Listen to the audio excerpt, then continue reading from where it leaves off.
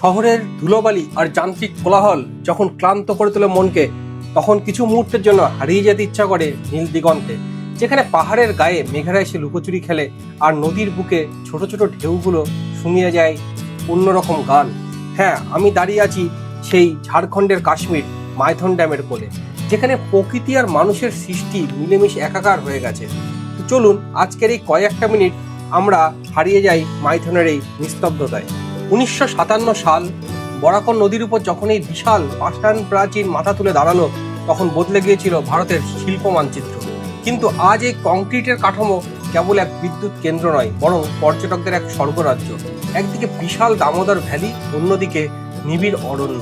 আজ আমরা দেখবো কেবল ড্যাম নয়, বরং এর গভীরে লুকিয়ে থাকা অদ্ভুত এক মায়া। তো আপনি কি ভাবছেন সামনের উইকেন্ডেই কোথাও যাবেন, যেখানে স্পিডবোটের গতি আপনার রক্তে অ্যাড্রিনালিন বাড়িয়ে দেবে আর পাহাড়ের চূড়া থেকে দেখা যাবে দিগন্ত জোড়া জলরাশি? তাহলে আপনার গন্তব্য হোক ঝাড়খণ্ডের এই মাইথন ড্যাম। আর এই বিশাল জলধারের উপরে বোটিং যেন এক স্বর্গীয় অনুভূতি এনে দেয়। এই মাইথনের সাথে আপনি দেখে নিতে পারেন গড় পঞ্চকোট, আর তার সাথে রয়েছে পাঞ্চেত ড্যাম। এই তিনটে স্পটই আমরা একদিনে আজকে কভার করব।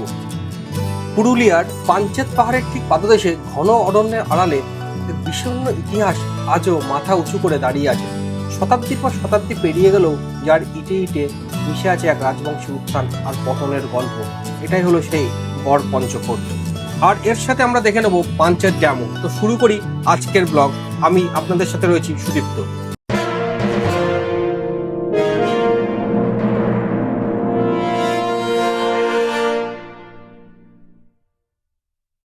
এখন সকাল 6টা। কলকাতা শহর কেবল আড়মোড়া ভাঙছে, রাজপথ কিন্তু এখনো একদম শান্ত। ঠিক তখনই আমার গাড়ি আজ ডানা মেলেছে অজানা ঠিকানার খোঁজে। গন্তব্য ঝাড়খণ্ড বাংলার সীমান্তে সেই নীল জলের মায়া মাইথন ড্যাম। যান্ত্রিক শহরকে পিছনে ফেলে আমরা যখন NH-19 বা দুর্গাপুর এক্সপ্রেসেতে উঠলাম, উইন্ডো গ্লাস নামাতেই ভোরের সেই ঠান্ডা হাওয়াটা বলে দিল রোড ট্রিপটা কিন্তু আজ একদম জমে যাবে। হাইওয়েতে ড্রাইভ মানে কিন্তু সেই মাখনের মতো রাস্তা, আর দুপাশে সেই সবুজ ধান ক্ষেতের সারি। প্রায় আজ আমাকে 100 কিলোমিটার রান করব, তারপরে সকালে ব্রেকফাস্ট করব। তো এখন আমরা পার করছি নিবেদিতা সেতু।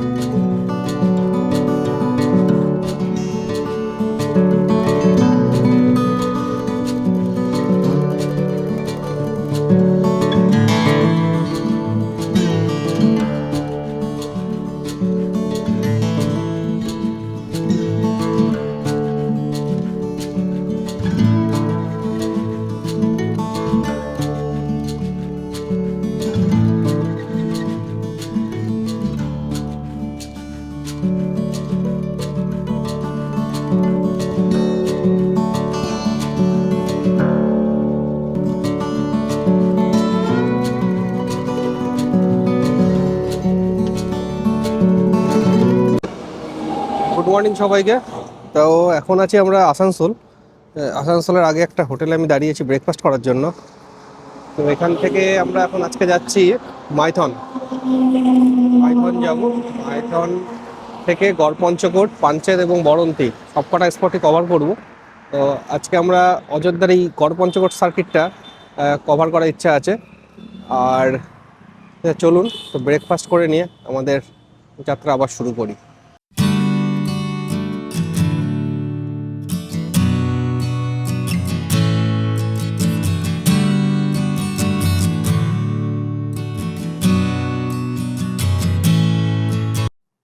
ব্রেকফাস্ট করার পরে এখন এগিয়ে চলেছি মাইথনের দিকে।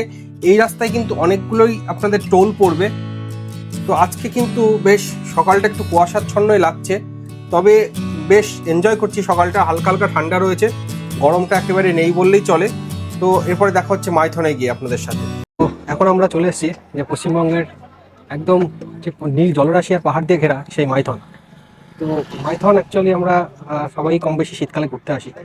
মাইথন কিন্তু অনেক বড় ড্যাম, আর এই ড্যামটা হচ্ছে আপনার বরাকর নদীর উপরে কিন্তু নির্মিত, যেটা দামোদর নদীর উপনদী। এটা মাইথন নামের উৎপত্তি হচ্ছে মায়ের স্থান, মানে যে কল্যাণেশ্বরী যে মন্দির রয়েছে মাইথনে, সেই কল্যাণেশ্বরী মন্দিরের উপরেই কল্যাণেশ্বরী মন্দিরকে উৎসর্গ করেই কিন্তু এই মাইথন ড্যামের উৎপত্তি। তবে এই ড্যামটি কিন্তু অনেক বড়, আর এখানে কিন্তু মেন আকর্ষণ রয়েছে বোটিং। আর এই ড্যামের মূল উদ্দেশ্যই হচ্ছে জলবিদ্যুৎ উৎপাদন, যেটা ভূগর্ভস্থ যে জলবিদ্যুৎ উৎপাদন হয় সেটা কিন্তু মাইথনেই এশিয়ার মধ্যে প্রথম।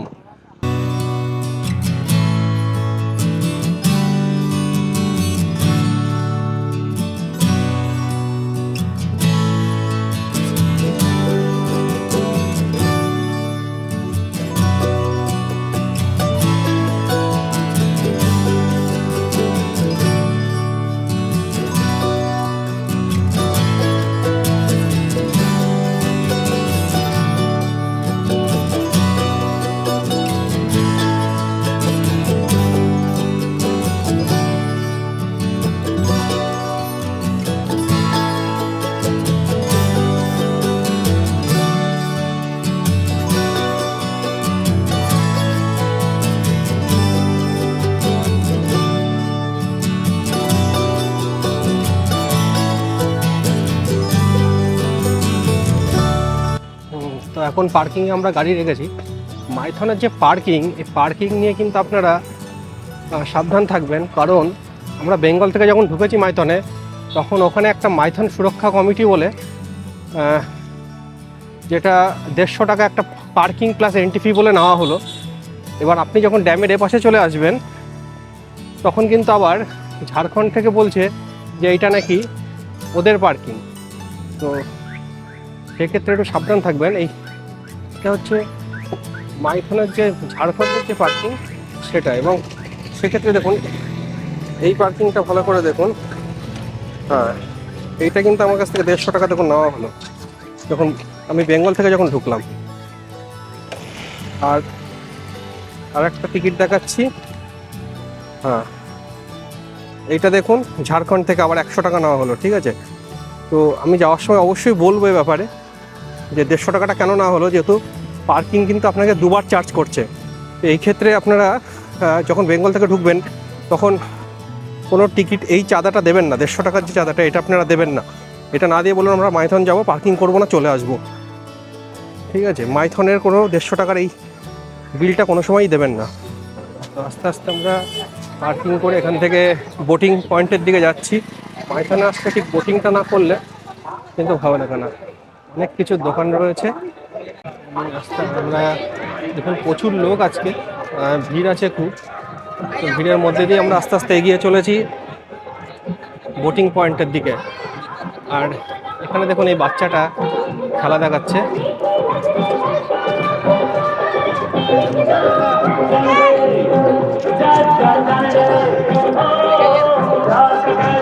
পিকনিক পয়েন্ট, সব পিকনিক করছে এখানে।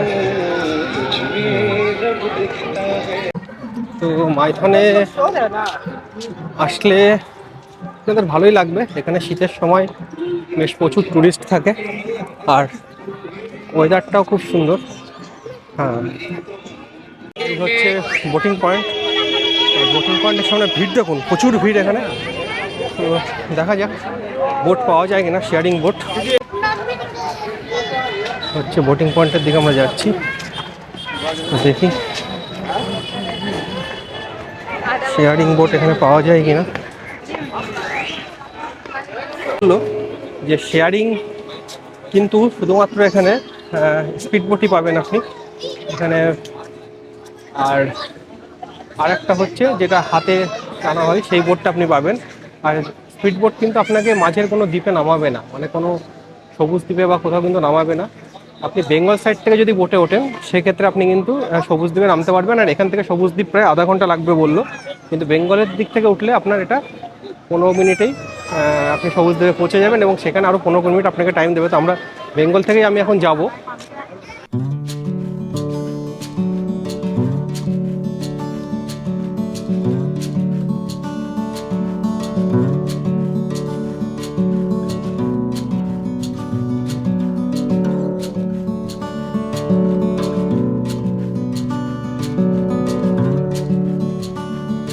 আমরা পার্কিংয়ের একটা সমস্যা এখানে আছে, ঠিক আছে। তো আপনাদেরকে আমি দুটো টিকিটের আগে দেখিয়েছিলাম যে দুটো টিকিটের মধ্যে যেটা 150 টাকার যে টিকিটটা বেঙ্গল থেকে নেয় ওটাই অ্যাকচুয়াল টিকিট। এখানে ঝাড়খণ্ডে যে টাকাটা নিচ্ছে 100 টাকা বা যার কাছ থেকে যেমন পারছে, এই টাকাটা লোকাল পিপল নিচ্ছে, একদম লোকাল যে সমস্ত লোক তারাই কিন্তু এইটা নিচ্ছে, অর্থাৎ এই পার্কিংটা কিন্তু আপনারা দেবেন না। তো আমি পরবর্তীতে সিআইএসএফের সাথে কথা বলেছিলাম এবং এখানে লোকাল লোকের সাথে কথা বলে যেটা বুঝলাম যে এই পার্কিংটা ওরা ইললিগালি পুরোপুরি নিচ্ছে এবং আপনারা কিন্তু এই পার্কিংটা একেবারেই দেবেন না। তো পরে আমার সাথে মানে আমি যখন ক্যামেরা ধরি যে বলো যে কি জন্য এই পার্কিংটা নেওয়া হচ্ছে, তো তখন কিন্তু ওরা টাকাটা আমাকে ফেরত দিয়ে দেয়। তো আপনারা এই ক্ষেত্রে মানে যখন ঝাড়খণ্ডের দিকের মাইথনে ঢুকবেন, মানে ড্যামটা রয়েছে সেটা পার করে যখন যাবেন বেঙ্গলের সাইডটা, তখন কিন্তু আপনারা ওই পার্কিংটা কোনোভাবেই দেবেন না ঝাড়খণ্ডের দিকে। আপনারা একটাই পার্কিং দেবেন, ঢোকার মুখে যেটা নিচ্ছে এটা আপনারা দেবেন। এটাও আপনারা জেনে নেবেন যে ঠিক নিচ্ছে কিনা, কারণ এই পার্কিং নিয়ে কিন্তু এদের প্রচুর মানে এদিক ওদিক রয়েছে।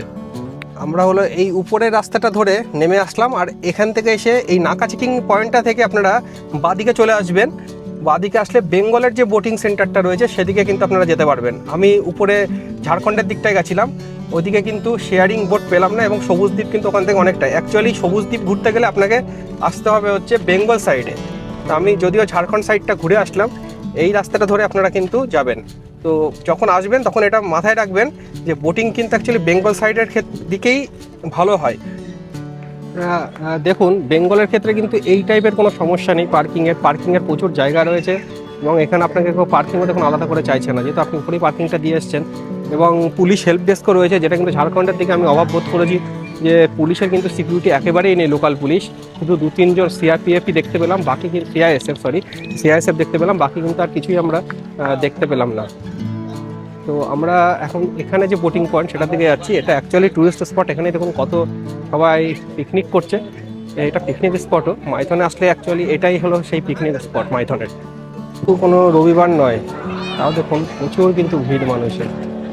হ্যাঁ, পিকনিক করতে অনেকেই এসেছেন, শীতকাল তো পুরোটাই এরকমই ভিড় থাকে এখানে। সবাই একদম মাদুর পেতে সবাই বসে পড়েছে, আর চারপাশে কিন্তু পিকনিক চলছে। তো মাইথনে আসলে দেখুন এই জায়গাগুলো আপনারা ট্রাই করতে পারেন। ছবি তোলার জন্য এক একটা জায়গা করা হয়েছে, খুব সুন্দর লাগছে।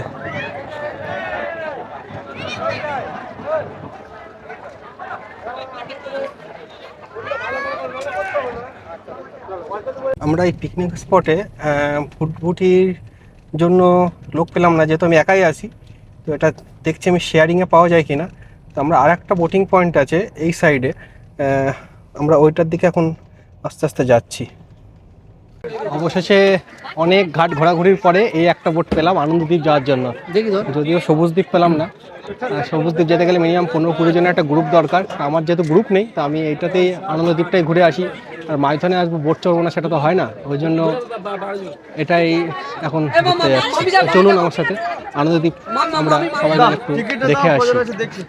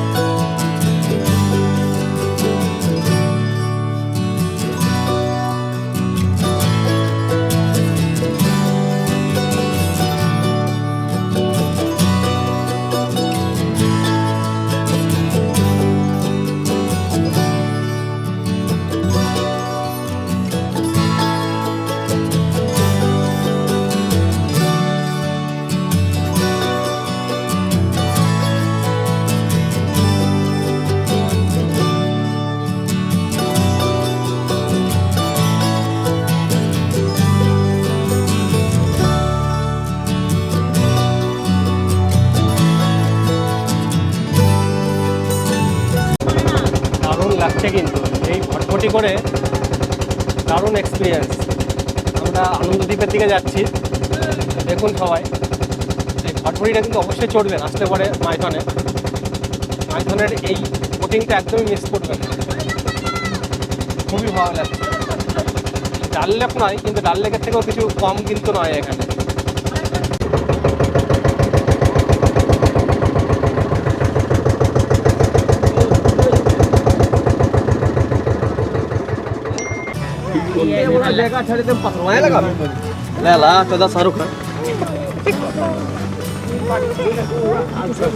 তো এই নেমে পড়লাম এখন আনন্দদ্বীপে। তো চলুন দ্বীপটা একটু ঘুরে দেখি কি আছে এখানে। এখানে কিন্তু মানে এমনি স্ন্যাক্সের দোকানও রয়েছে, অল্প স্বল্প এখানে খাবার দোকান পেয়ে যাবেন। একটু উপরের দিকে যাই, দেখি কি আছে এদিকে।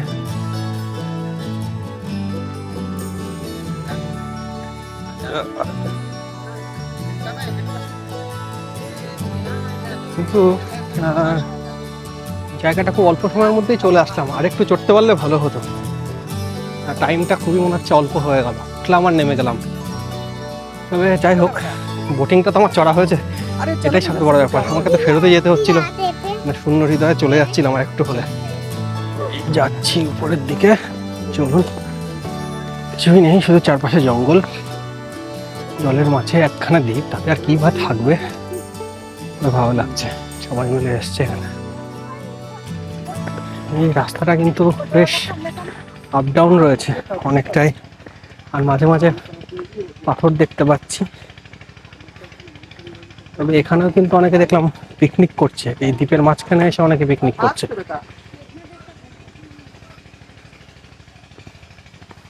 কিন্তু দেখুন জল পুরো কি পরিষ্কার, এখনই দেখুন একজন পড়ে যাচ্ছিল, আর জল একদম স্বচ্ছ জল, নিচে পুরো পাথরগুলো দেখা যাচ্ছে। আপনাদেরকে একটু জলটা আমি দেখাই।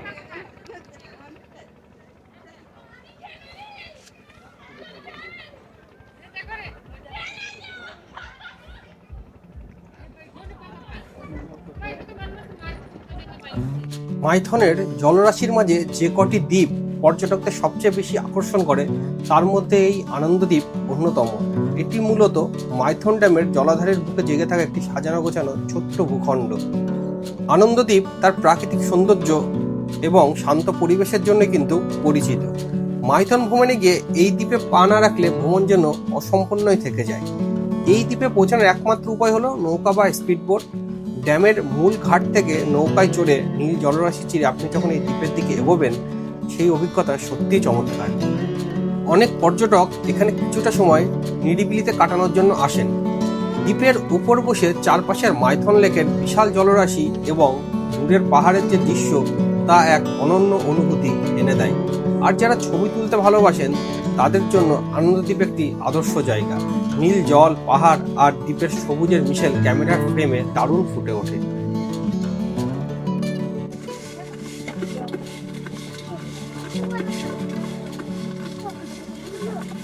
ঝালমুড়ি নিল 20 টাকা করে। দুপুরে তো আজকে কিছু খাওয়া হয়নি এখনো পর্যন্ত, দেখি ঝালমুড়ি দিয়ে আপাতত একটু পেটটাকে ঠেকায়, পরে দেখি ওদিকে গিয়ে কি পাওয়া যায়।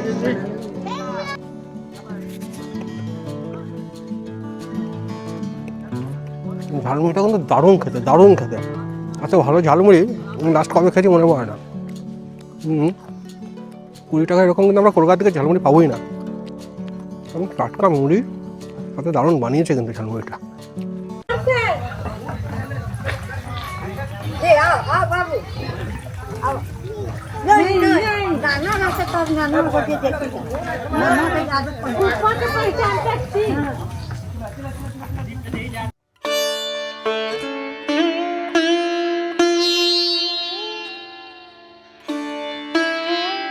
আনন্দদ্বীপের সেই বাঁধানো বেঞ্চ বা ঝাউ গাছের তলা থেকে যখন আপনি ওঠার প্রস্তুতি নেবেন, দেখবেন চারপাশটা হঠাৎই অনেক শান্ত হয়ে গেছে।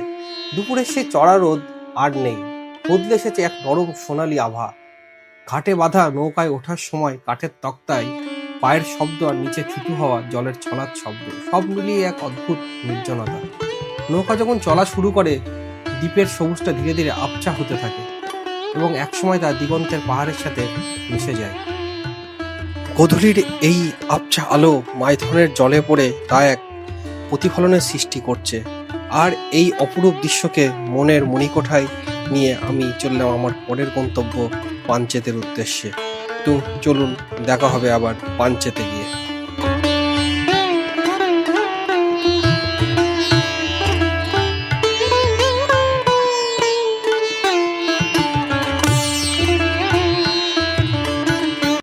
তো মাইথন থেকে আমরা এখন চলে এসেছি পাঞ্চেত ড্যামে। তো দেখুন, পাঞ্চেত ড্যামের উপরেই আমরা এখন সানসেটটা দেখছি। সুন্দর লাগছে, কিন্তু আপনাদেরকে একটু দেখাই যে পাঞ্চেত ড্যাম থেকে ঠিক কেমন লাগে সানসেটটা। চলুন আমরা সানসেটটা উপভোগ করি।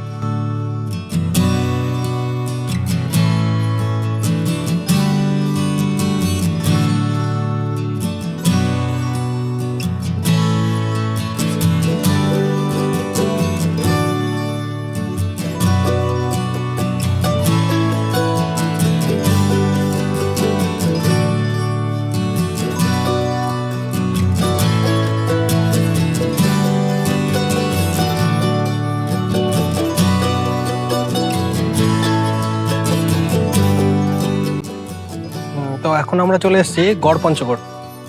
গড় পঞ্চকোটে এখন লোক খুবই কম আছে, বিকালের দিকে এসেছি। তো চলুন আমরা মন্দিরটার দিকে যাই, আর মন্দিরটা আপনাদেরকে একটু উপর থেকে আমরা দেখাবো। এই হচ্ছে গড় পঞ্চকোট মন্দির। মন্দিরটার মেনটেনেন্স শুধু মন্দিরটুকুই আছে, চারপাশ দিয়ে কিন্তু পুরাতন জঙ্গলে ভর্তি হয়ে গেছে। পঞ্চকোট পাহাড়ের পাদদেশে অবস্থিত এই গড় একসময় ছিল পঞ্চকোট রাজবংশের রাজধানী। 1740-এর দশকে বর্গী আক্রমণের রক্তক্ষয়ী ইতিহাস আজও মিশে আছে এই ভাঙা মন্দিরগুলোর গায়ে। এখানকার প্রধান আকর্ষণ হলো এই পঞ্চরত্ন মন্দির। টেরাকোটার সূক্ষ্ম কাজ আর ভগ্নস্তূপের মাঝেও দাঁড়িয়ে থাকা স্থাপত্য আপনাকে কিন্তু মুগ্ধ করতে বাধ্য। এখানেই আপনি থাকতে পারবেন WBFTCর যে কটেজগুলো রয়েছে তাতে। আর আশেপাশে দেখার জন্য আপনি পাবেন জয়চণ্ডী পাহাড়, বরন্তী ড্যাম এবং পাঞ্চেত পাহাড়। এখানে থেকে আপনি অযোধ্যা পাহাড়ও চলে যেতে পারেন পরের দিন। তবে একদিনে এই 3টে স্পট কিন্তু খুব ভালোভাবেই আপনি কভার করতে পারবেন। যেহেতু মাইথনে আমি বোট চড়ার জন্য অনেকগুলো ঘাট আমাকে দেখতে হয়েছে, সেই জন্য টাইমটা অনেকটাই ওখানে নষ্ট হয়েছে। তবে যদি মাইথনে আপনারা আরেকটু অল্প টাইম দেন, তাহলে কিন্তু আপনি বরন্তীটাও একদিনেই কভার করে নিতে পারবেন। এখানে এই মন্দিরের দেওয়ালে বিষ্ণুর দশাবতার থেকে শুরু করে সাধারণ মানুষের জীবনযাত্রা সবই কেমন নিপুণভাবে ফুটিয়ে তোলা হয়েছে। কিন্তু এই সৌন্দর্য স্থায়ী হয়নি। ভাস্কর পণ্ডিতের নেতৃত্বে মারাঠা বর্গীরা যখন আক্রমণ করে, তখন এই রাজপ্রাসাদ ধ্বংসস্তূপে পরিণত হয়। আজ মন্দিরের ফাটল দিয়ে বট পাকুড় গাছেরা যখন ডালপালা মেলে, মনে হয় তারা ইতিহাসকে আগলা রাখার চেষ্টা করছে। তো আজকের ব্লগটি আমি এখানেই শেষ করছি। ব্লগটি কেমন লাগলো তা কিন্তু অবশ্যই কমেন্টে জানাবেন, আর চ্যানেলটিকে সাবস্ক্রাইব করতে কিন্তু আপনারা ভুলবেন না। নমস্কার, ভালো থাকবেন, সুস্থ থাকবেন।